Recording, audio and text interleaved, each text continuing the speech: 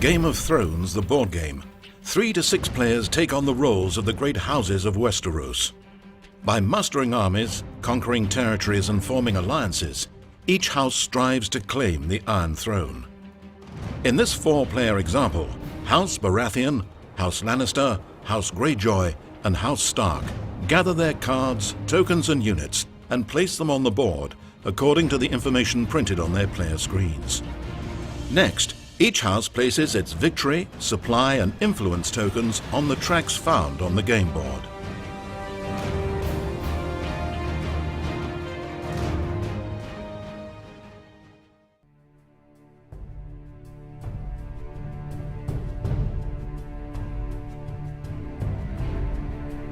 Gameplay begins with the planning phase.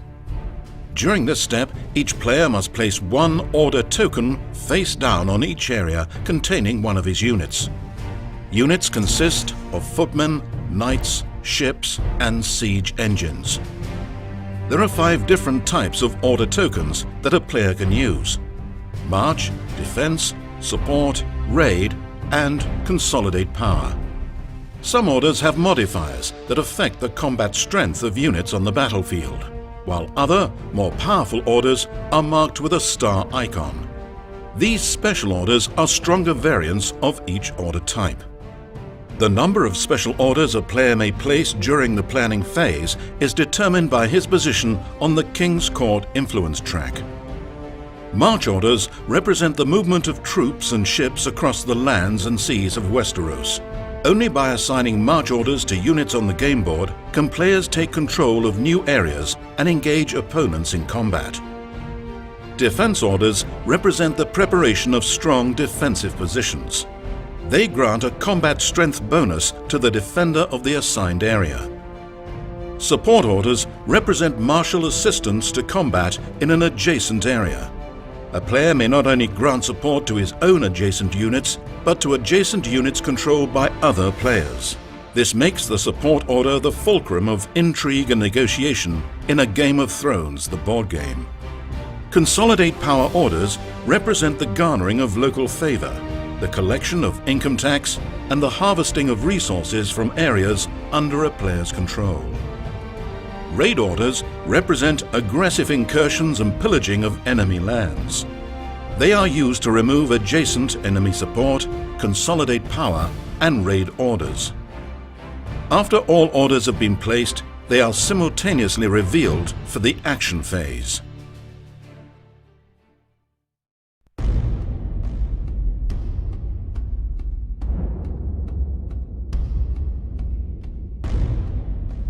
Since he holds the highest position on the King's Court influence track, the Lannister player controls the Messenger Raven token.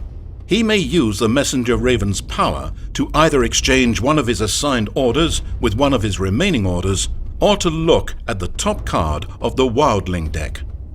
Seeing that House Greyjoy has placed a support order in Ironman's Bay, House Lannister decides to use the power of the Messenger Raven to exchange his defense order in the Golden Sound with an unused raid order.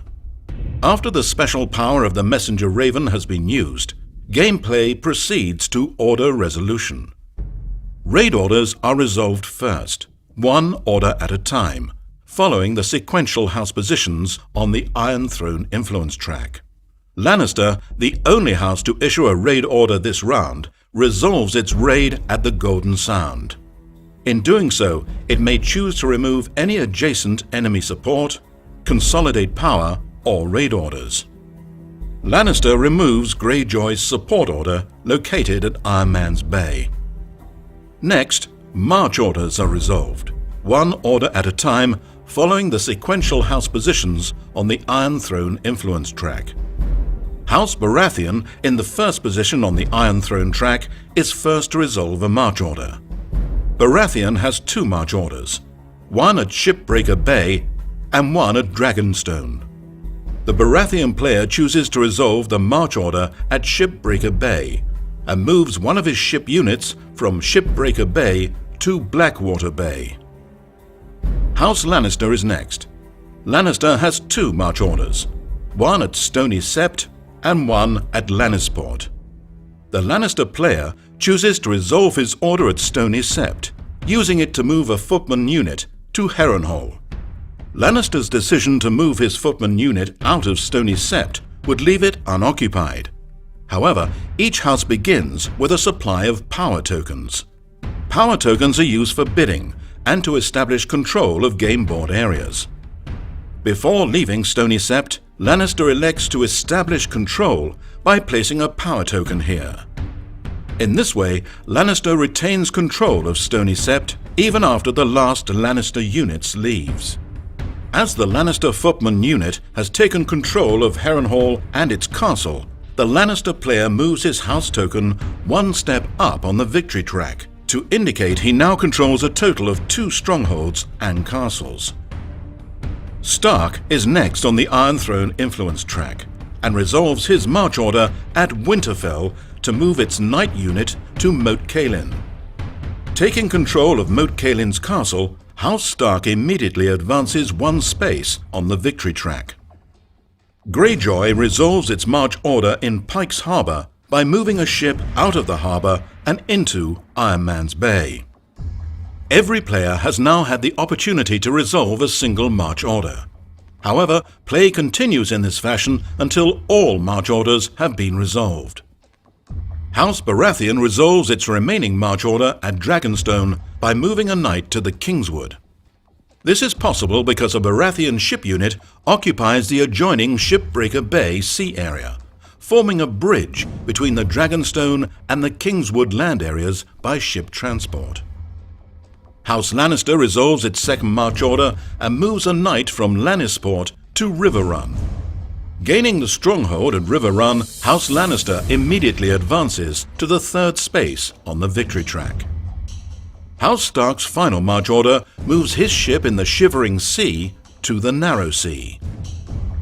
Greyjoy marches a footman unit from Greywater Watch to Moat Cailin, leaving a power token on Greywater Watch to establish control there. However, Moat Cailin contains one of House Stark's knight units, resulting in combat between House Greyjoy and House Stark.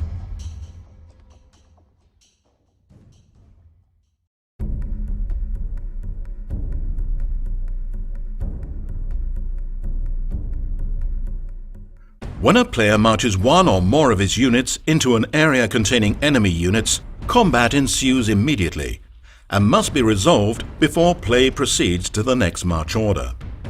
In this example, House Greyjoy has marched a footman unit from Greywater Watch to Moat Cailin, containing a Stark Knight unit. The battle begins by the 2 opponents calling for support from adjacent areas. Only House Stark has an adjacent support order in White Harbour.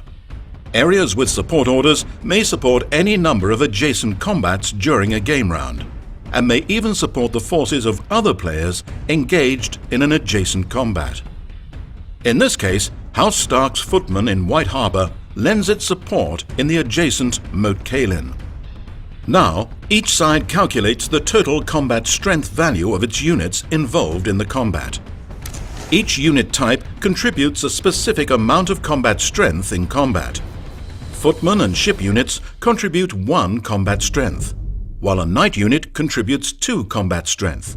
Siege engine units contribute 4 combat strength when attacking an area containing a castle or stronghold. But siege engines have no combat strength when defending or when attacking an area without a castle or stronghold. In this example, Greyjoy's footman unit with a combat strength value of 1 challenges Stark's knight unit with a combat strength value of 2, supported by a Stark footman in White Harbour with a combat strength value of 1. Greyjoy, as the attacker, also includes the combat strength value on his march order, in this case 0. A defense order in the embattled area would add its combat strength to the defending units. In this case, however, there is no defense order in Moat Cailin. Both houses now choose and reveal 1 house card. House cards represent characters lending their abilities and strength to combat. Stark reveals Eddard Stark, who has a combat strength value of 4 and 2 sword icons, which, if Eddard is victorious, will destroy 2 of Greyjoy's units in the combat. Greyjoy reveals Balin Greyjoy, who has a combat strength value of 2 and an ability that reads, "The printed combat strength of your opponent's house card is reduced to 0. Text abilities are immediately resolved. Holding the highest position on the fiefdom influence track, Greyjoy controls the Valyrian Steel Blade. This token may add 1 combat strength to a combat once per game round. Greyjoy decides to use the Valyrian Steel Blade. The final combat strength for House Greyjoy is 4. 1 for the Footman, 2 for Balin Greyjoy, and 1 for the Valyrian Steel Blade. The final combat strength of House Stark is 3, 2 for the Defending Knight, and 1 for the supporting footman in White Harbour. As Eddard Stark's combat strength was reduced to 0 by Balin Greyjoy's text ability, he contributes no strength to the combat. Greyjoy wins the battle 4-3, and Stark's knight must retreat to an adjacent, empty or friendly area. After retreating, the unit is laid on its side. It becomes routed and can no longer provide combat strength this turn. Stark loses the castle at Mokelin and moves down 1 space on the victory track. Greyjoy, gaining the castle, moves 1 space up. The next orders to be resolved are consolidate power orders. Baratheon, first on the Iron Throne track, resolves his consolidate power order in the Kingswood, gaining 1 power token for the order and 1 additional power token because the Kingswood area contains a power symbol. House Greyjoy has the only other consolidate power order at Pike and gains 2 power, 1 for the order and 1 for the icon printed on Pike. After all consolidate power order tokens have been resolved, defense and support order tokens are removed from the board, and routed units are restored. The next game round now begins, and the round marker is advanced forward 1 space.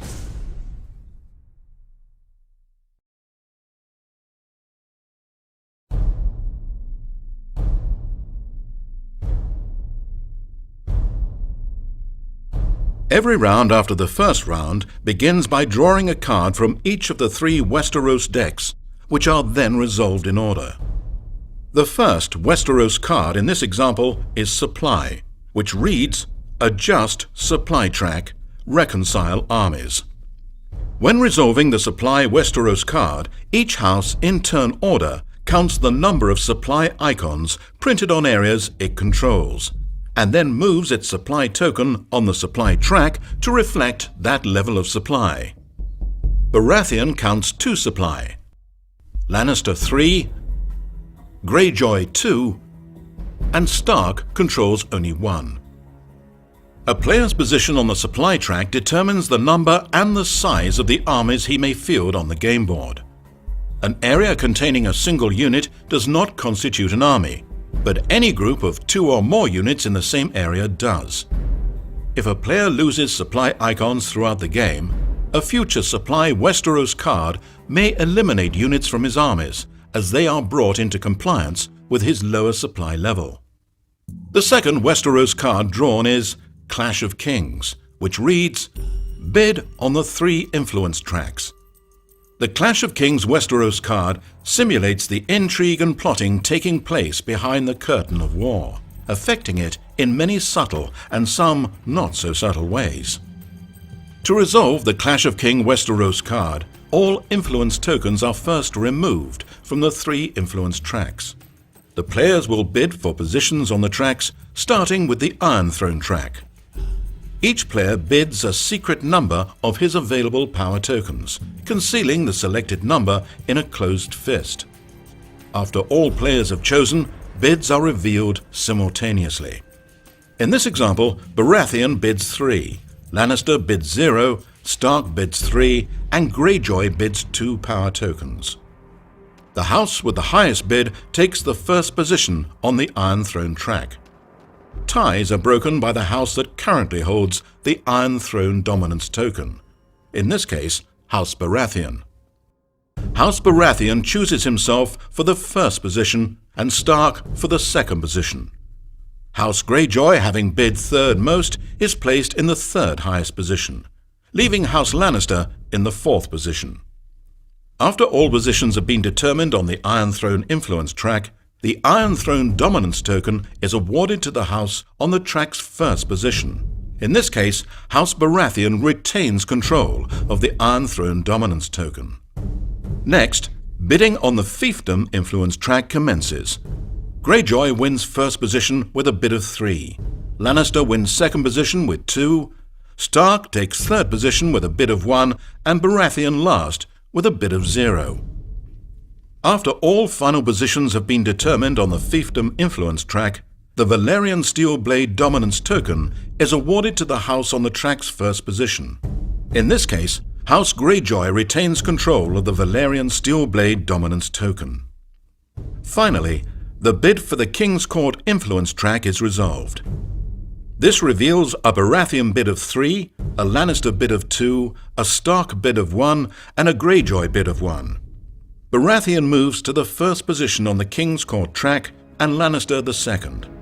Then House Baratheon, controlling the Iron Throne token, breaks the tie between Greyjoy's and Stark's bids by placing Stark in the 3rd position and Greyjoy in the 4th position.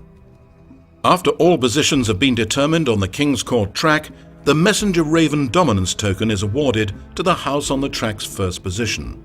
In this case, House Baratheon takes it from House Lannister. With the Clash of Kings card resolved, play continues to the 3rd and final Westeros card, entitled Wildlings Attack, which reads, The Wildlings Attack Westeros.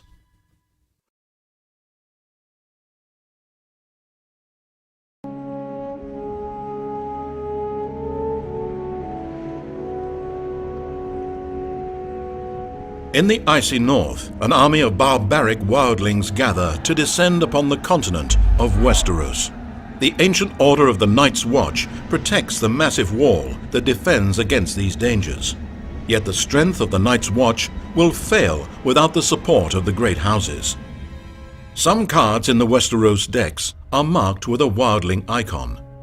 For each such icon, the wildling threat token is advanced 1 space on the wildling track. When the track reaches 12 or a Wildlings Attack Westeros card is drawn, players must resolve a wildling attack by collectively bidding power tokens against the threat illustrated by the wildling track. In this example, the wildling threat level is 2, representing the amount of power the houses must collectively match if they wish to stave off the wildling threat.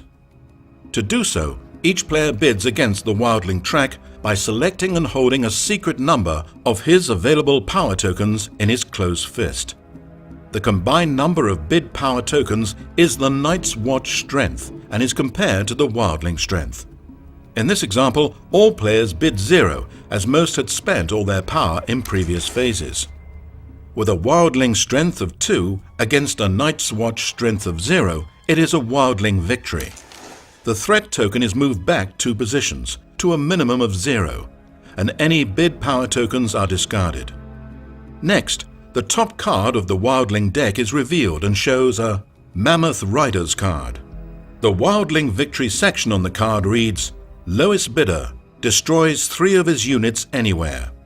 Everyone else destroys 2 of their units anywhere. Since each house bid the same amount, it is up to House Baratheon, the holder of the Iron Throne dominance token, to break the tie and determine who will be the lowest bidder. After resolving the Wildlings Attack card, the Westeros phase for this game round has been completed. Play now proceeds to the planning phase. After 10 game rounds, the house that controls the most areas containing castles and strongholds is declared the winner. If, however, at any time during the game a player controls 7 such areas, that player immediately wins the game.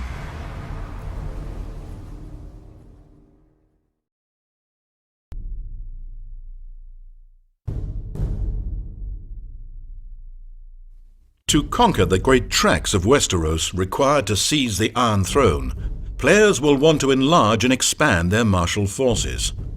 The principal way for players to recruit new units to the game board is during the resolution of a Mustering Westeros card during the Westeros phase. When a Mustering Westeros card is resolved, each player in turn order may recruit or upgrade units in each area he controls containing a stronghold or a castle. Each castle provides 1 mustering point, while strongholds provide 2 mustering points. When mustering, a footman or a ship unit costs 1 mustering point, while a knight or a siege engine unit costs 2 mustering points.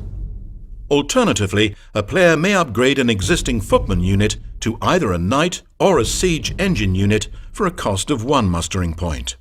A player may never muster a unit that would cause the number or size of his armies to exceed his supply limit, as illustrated on the supply track on the game board. In this example, it is House Lannister's turn to muster units during the resolution of a Mustering Westeros card. Lannisport contains a stronghold which provides 2 mustering points. The Lannister player begins by upgrading the footman unit here to a knight unit at the cost of 1 mustering point.